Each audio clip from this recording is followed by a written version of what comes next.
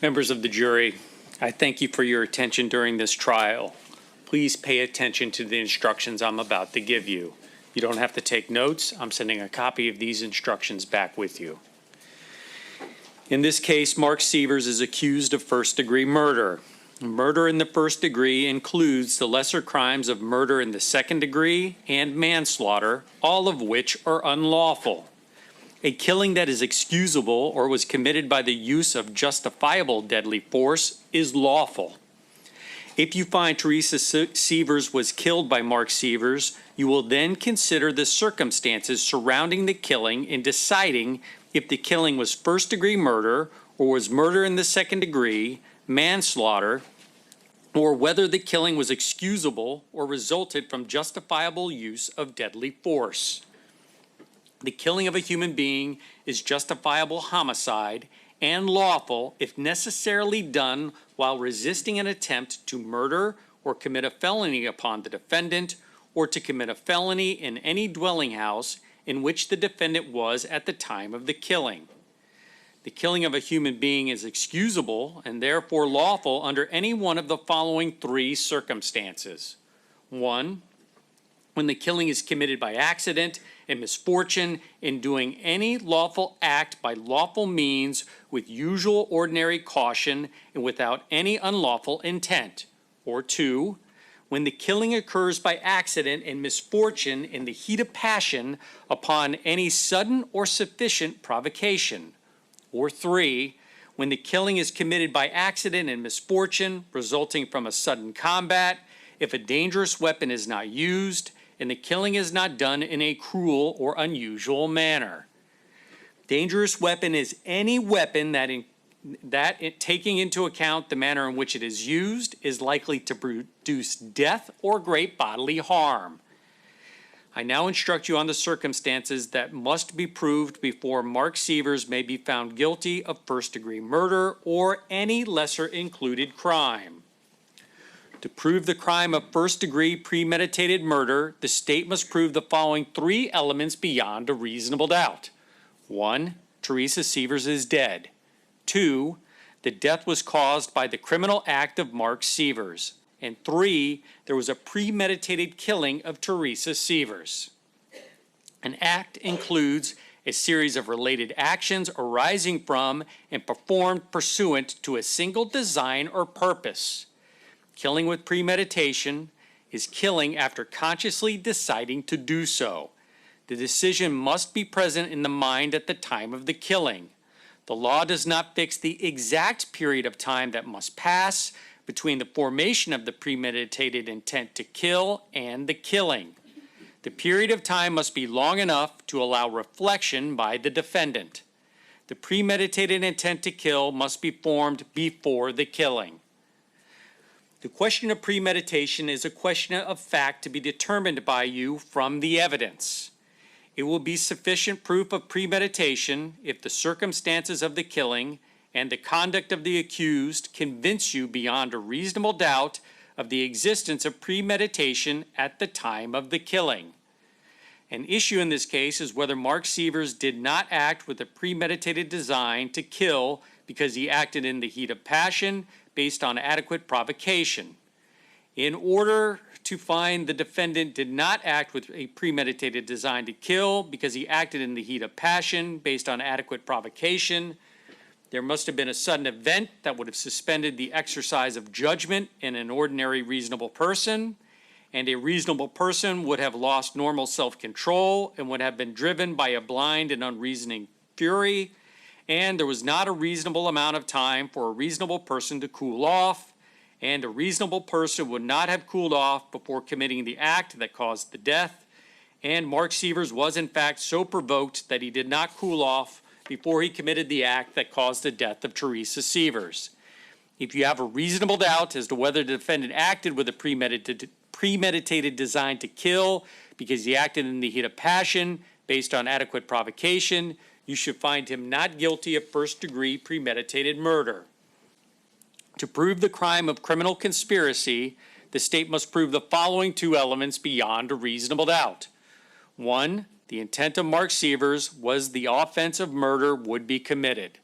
2, In order to carry out the intent, Mark Sievers agreed, conspired, combined, or confederated with Jimmy Rogers and Curtis Wright to cause murder to be committed either by them or one of them or by some other person. It is not necessary that the agreement, conspiracy, combination, or confederation to commit murder be expressed in any particular words or that words pass between the conspirators. It is not necessary that the defendant do any act in furtherance of the offense conspired. It is a defense to the charge of criminal conspiracy that Mark Sievers, after conspiring with one or more persons to commit the murder, persuaded Jimmy Rogers and Curtis Wright not to do so, or otherwise prevented commission of the murder under circumstances indicating a complete and voluntary renunciation of his criminal purpose. Renunciation is not complete and voluntary, where the crime that was conspired was not completed because of unanticipated difficulties, unexpected resistance, a decision to postpone the crime to another time, or circumstances known by the defendant that increased the probability of being apprehended. If you find the defendant proved by a preponderance of the evidence that he persuaded Jimmy Rogers and Curtis Wright not to commit the murder or otherwise prevented commission of the murder under circumstances indicating a complete and voluntary renunciation of his criminal purpose, you should find him not guilty of conspiracy to commit murder. If the defendant failed to prove by a preponderance of the evidence that he persuaded Jimmy Rogers and Curtis Wright not to commit the murder, or that he did not otherwise prevent commission of the murder under the circumstances indicating a complete and voluntary renunciation of his criminal purpose, you should find him guilty of conspiracy to commit murder if all the elements of the charge have been proven beyond a reasonable doubt. In considering the evidence, you should consider the possibility that although the evidence may not convince you that the defendant committed the main crimes of which he is accused, there may be evidence that he committed other acts that would constitute a lesser included crime. Therefore, if you decide that the main accusation has not been proved beyond a reasonable doubt, you will next need to decide if the defendant is guilty of any lesser included crime. The lesser crimes indicated in the definition of first-degree murder are second-degree murder and manslaughter. To prove the crime of second-degree murder, the state must prove the following three elements beyond a reasonable doubt. 1, Teresa Sievers is dead. 2, the death was caused by the criminal act of Mark Sievers. 3, there was an unlawful killing of Teresa Sievers by an act imminently dangerous to another and demonstrating a depraved mind without regard for human life. An act includes a series of related actions arising from and performed pursuant to a single design or purpose.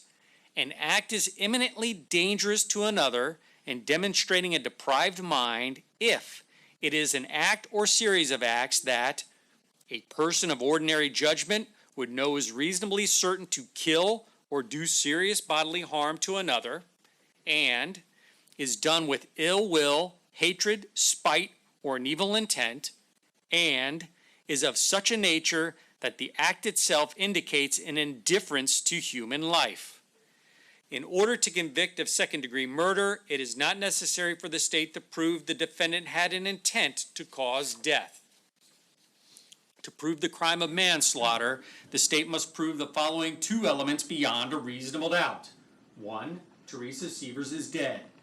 2, Mark Sievers intentionally committed an act or acts that caused the death of Teresa Sievers, or Mark Sievers intentionally procured an act that caused the death of Teresa Sievers, or the death of Teresa Sievers was caused by the culpable negligence of Mark Sievers. Every person has a duty to act reasonably towards others. If there's a violation of that duty without any conscious intent to harm, that violation is negligence. The defendant cannot be guilty of manslaughter by committing a merely negligent act, or if the killing was either justifiable or excusable homicide, as I had previously instructed you. In order to convict of manslaughter by act, it is not necessary for the state to prove that the defendant had an intent to cause death, only an intent to commit an act that was not merely negligent, justified, or excusable, which caused death. To procure means to persuade, induce, prevail upon, or cause a person to do something. I will not now define culpable negligence for you. As I have said, every person has a duty to act reasonably towards others. If there's a violation of that duty without any conscious intention to harm, that violation is negligence. But culpable negligence is more than a failure to use ordinary care towards others. In order for negligence to be culpable, it must be gross and flagrant. Culpable negligence is a course of conduct showing reckless disregard of human life or the safety of persons exposed to its dangerous effects, or such an entire want of care as to raise a presumption of a consciousness indifference to consequences, or which shows wantonness or recklessness or a grossly careless disregard for the safety and welfare of the public, or such an indifference to the rights of others as is equivalent to an intentional violation of such rights. The negligent act or omission must have been committed with an utter disregard for the safety of others.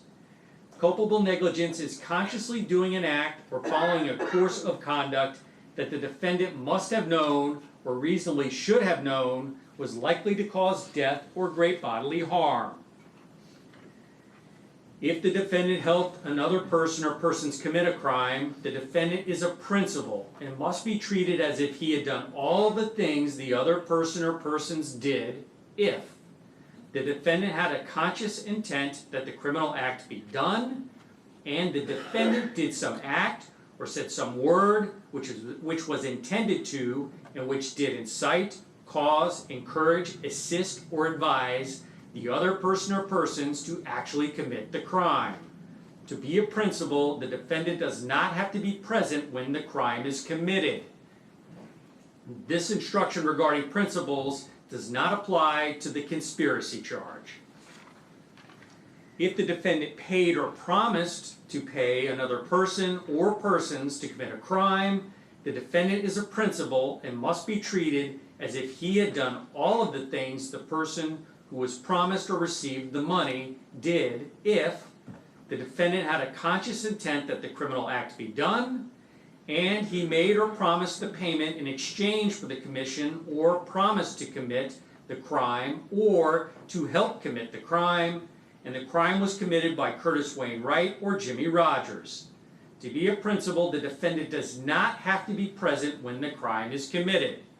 This instruction regarding principals does not apply to the conspiracy charge. The defendant has entered a plea of not guilty. This means you must presume or believe the defendant is innocent. The presumption stays with the defendant as to each material allegation in the indictment through each stage of the trial unless it has been overcome by the evidence to the exclusion of and beyond a reasonable doubt. To overcome the defendant's presumption of innocence, the state has the burden of proving the crime with which the defendant is charged was committed, and the defendant is the person who committed the crime. The defendant is not required to present evidence or prove anything. Whenever the words reasonable doubt are used, you must consider the following. A reasonable doubt is not a mere possible doubt, a speculative, imaginary, or forced doubt. Such a doubt must not influence you to return a verdict of not guilty if you have an abiding conviction of guilt. On the other hand, if after carefully considering, comparing, and weighing all the evidence there is not an abiding conviction of guilt, or if having a conviction it is one which is not stable but one which wavers and vacillates, then the charge is not proved beyond every reasonable doubt, and you must find the defendant not guilty because the doubt is reasonable. It's the evidence introduced into this trial and to it alone that you're to look for that proof. A reasonable doubt as to the guilt of the defendant may arise from the evidence, conflict in the evidence, or the lack of evidence. If you have a reasonable doubt, you should find the defendant not guilty. If you have no reasonable doubt, you should find the defendant guilty. It is up to you to decide what evidence is reliable. You should use your common sense in deciding which is the best evidence and which evidence should not be relied upon in considering your verdict. You may find some of the evidence not reliable or less reliable than other evidence. You should consider how the witnesses acted as well as what they said. Some things you should consider are: did the witness seem to have an opportunity to see and know the things about which the witness testified? Did the witness seem to have an accurate memory? Was the witness honest and straightforward in answering the attorney's questions? Did the witness have some interest in how the case should be decided?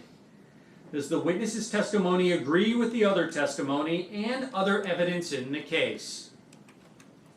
Has the witness been offered or received any money, preferred treatment, or other benefit in order to get the witness to testify? Had any pressure or threat been used against the witness that affected the truth of the witness's testimony? Did the witness at some time make a statement that is inconsistent with the testimony he or she gave in court? Has the witness been convicted of a felony? Whether the state has met its burden of proof does not depend upon the number of witnesses it has called or upon the number of exhibits it has offered, but instead upon the nature and quality of the evidence presented.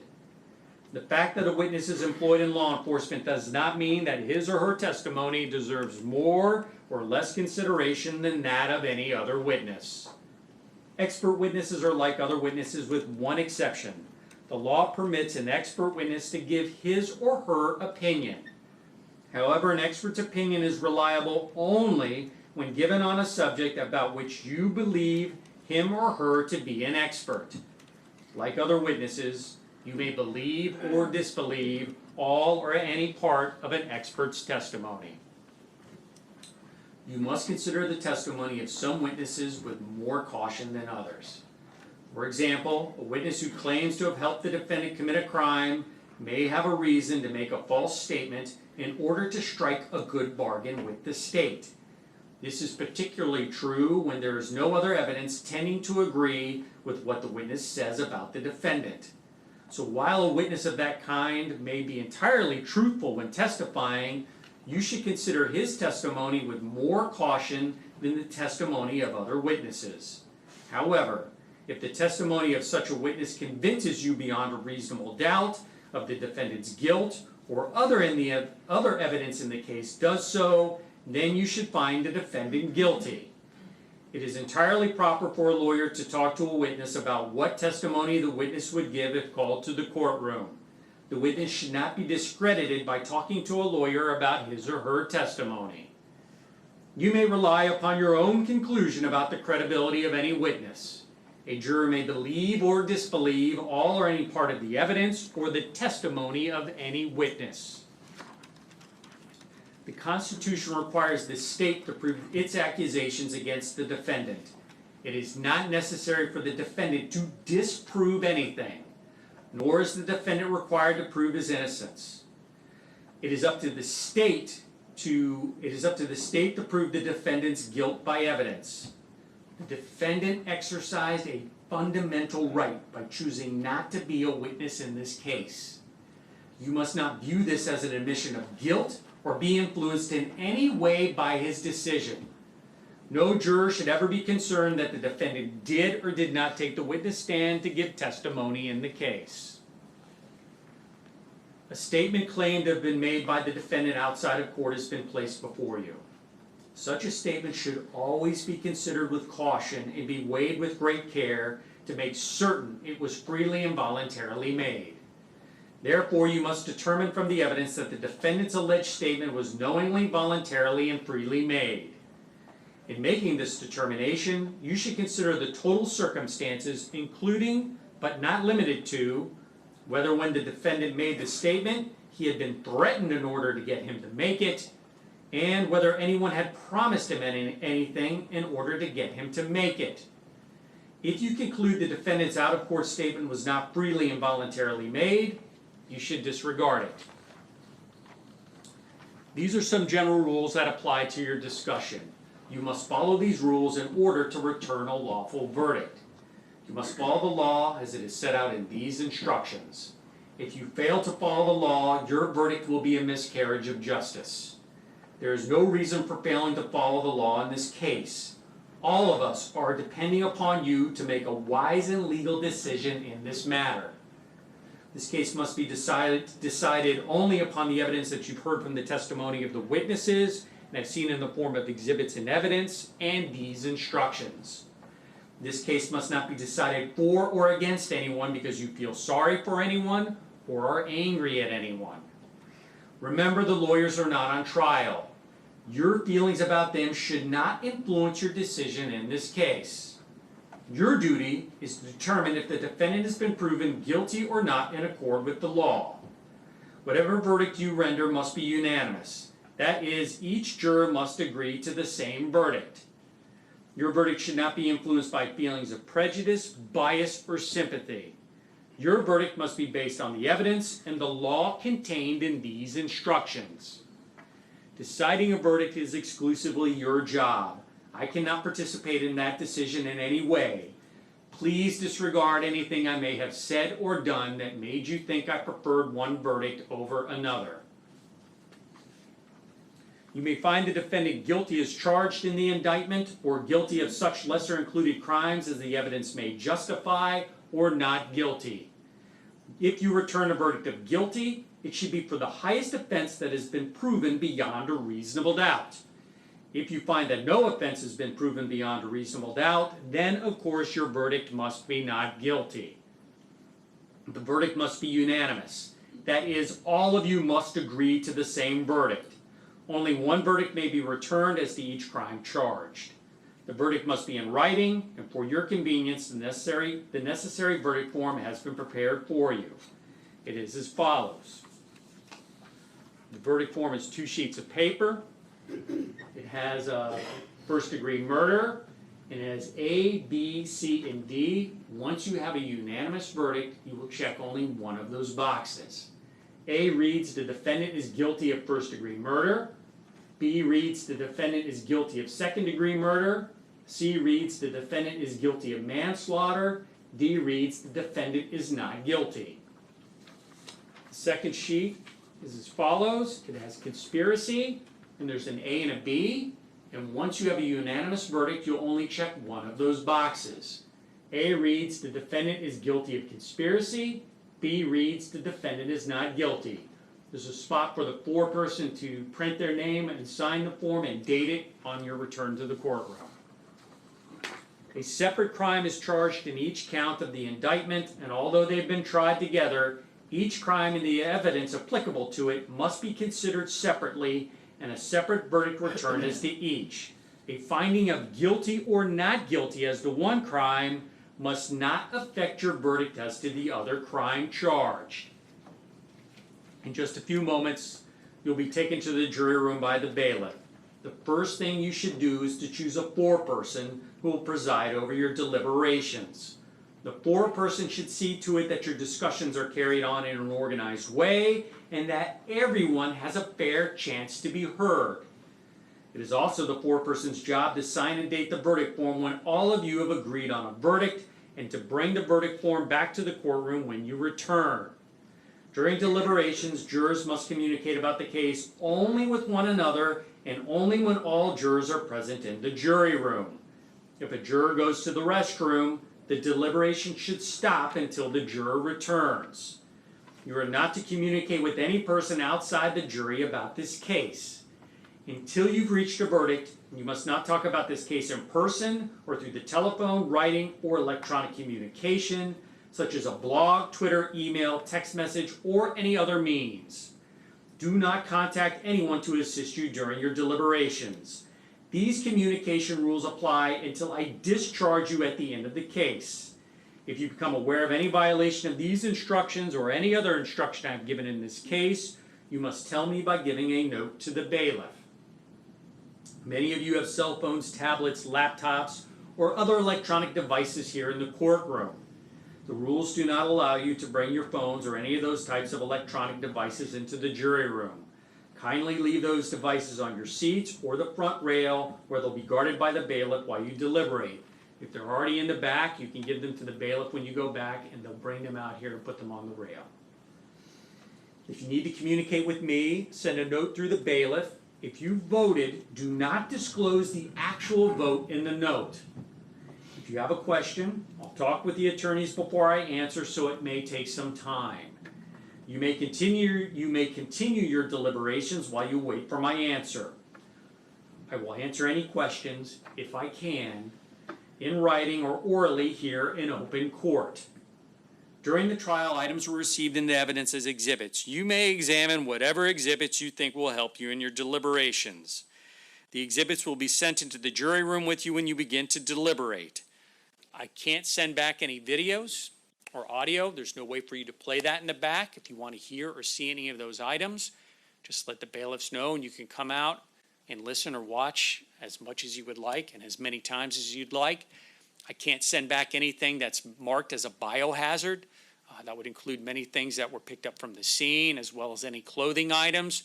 So if you want to see any of those items, by all means, let us know, and you can come out and inspect them as long as you would like. So if you wish to see any exhibits not sent into the jury room, just ask for that in writing. In closing, let me remind you that it is important that you follow the law spelled out in these instructions in deciding your verdict. There are no other laws that apply to this case. Even if you do not like the laws that must be applied, you must use them. For more than 2 centuries, we have lived by the Constitution and the law. No juror has the right to violate the rules we all share. With that, you have a stapler? I will send back what I can with our jurors. We will send our jurors back. I have 2 jurors that I have to ask to remain behind. Juror number 252 with the initials VT. You'll have to remain behind, ma'am. You're one of our alternates. I have to talk to you. And 446, initials TP. It's you, sir, in the front right. We'll need you to remain behind as well. Okay? You're one of our alternates. I'll need to talk to you. You're going to remain in the courtroom while we send the other 2 back. Other 12 back, too. Thank you. Please be seated. I want to thank you both so much for your time and attention during this trial. You're our alternates. I don't tell the alternates to the alternate, because although I think you both paid attention, you would have anyway. There's always a fear from the court and the parties that the alternate won't pay attention if they know they're an alternate. I've had several juries where their alternate becomes a full member of the jury, so my apologies for not letting you know. This case is also a little different because of the nature of the charges, because even though you're alternates, normally I release alternates because this is the end of their service. However, if the jury comes back with guilty as charged, you're alternates at the penalty phase as well. So I'm going to still have to instruct you not to talk about the case with anybody else. Look up any of the people or places involved. I'm going to release you until Monday at 8:30. I'm going to have the bailiffs take you out the back way. If you could give them a number where we can reach you. If your services aren't needed on Monday, we'll call you and let you know. But otherwise, continue not to talk about the case. Look up any of the people or places involved. Also, on your way out, we'll see if we can get you some of the pizza we ordered. The others that's already back there, and a soda. Oh, it's not there yet? Well, if you will hold on and want to wait till it's here, you can have some, but also otherwise you're free to go until Monday. And again, you're going to leave with my thanks, the thanks of all the parties if we don't see you again on Monday. They're going to hold on to your notes, sir, for the next phase if necessary. Just on one sheet of paper. And they'll secure your notes and put them in the back.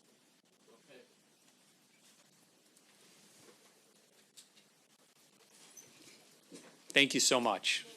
See you Monday? Maybe. So Monday if you don't hear from us.